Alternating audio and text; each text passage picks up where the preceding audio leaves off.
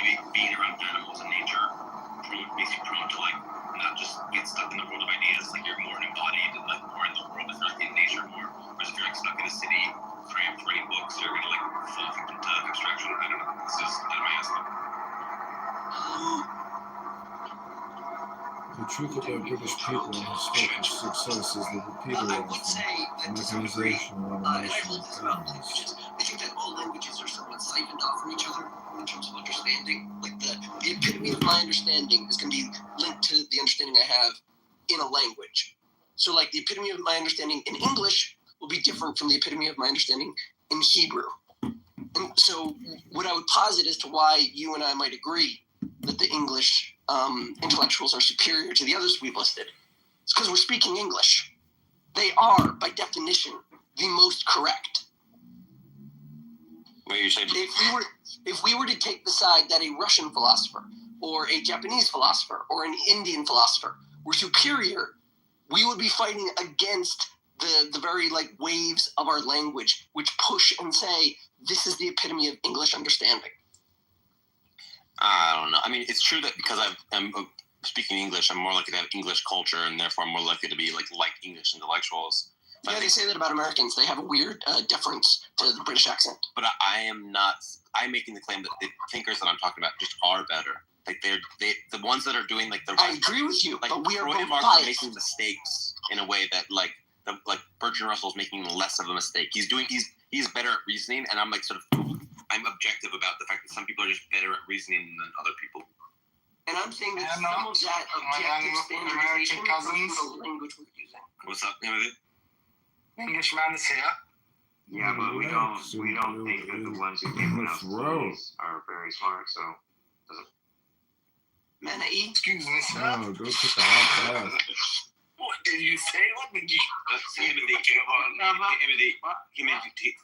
Timothy, to get you up to speed, I was claiming that the British intellectuals are better than the Jewish intellectuals, and I claim that this is because the Jews have like 1,000 years to like come up with good rationalizations of bullshit in the Talmud, and the British didn't have that, so they had like an advantage intellectually to not practice the skill of rationalizing bullshit. Do you mean like, are you comparing like rabbis to like Enlightenment philosophers? I'm comparing Locke and Hume and Hobbes and Smith and Darwin to Marx and Freud and Strauss and Boas and Adorno and Walter Benjamin and Leo Strauss and Chomsky.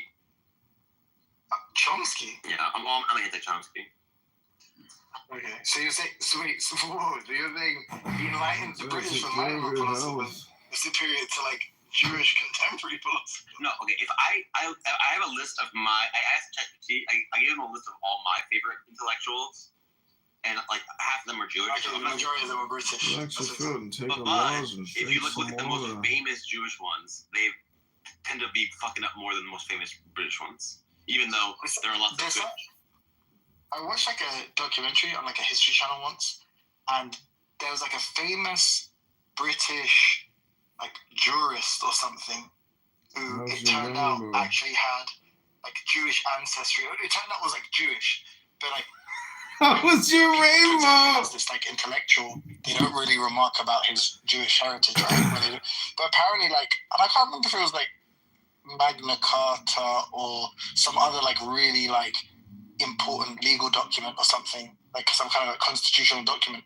But apparently, like there's like these like parallels with like the Torah and stuff, and basically they were able to determine that the first coherent kind of concept of a nation that he based a lot of this like legislation or whatever this is like constitutional work on was basically just like based on the Old Testament, or like based on the Torah and the Talmud or whatever else, like basically the Jewish concept of like a nation and a nation state. So the modern nation state, essentially that concept is like derived from like the Jewish conception of a nation. So I don't know, maybe there's a lot more influence. Maybe like Jewish. There's like far more of a Jewish cultural influence on a lot of these great thinkers that we're speaking about. I mean, definitely at least like in terms of Christianity or like religiously, Jewish people have a really big influence. So, okay, of my favorite philosophy thinkers ever, Scott Alexander is Jewish, Douglas Hofstadter is Jewish, Robert Nozick's Jewish.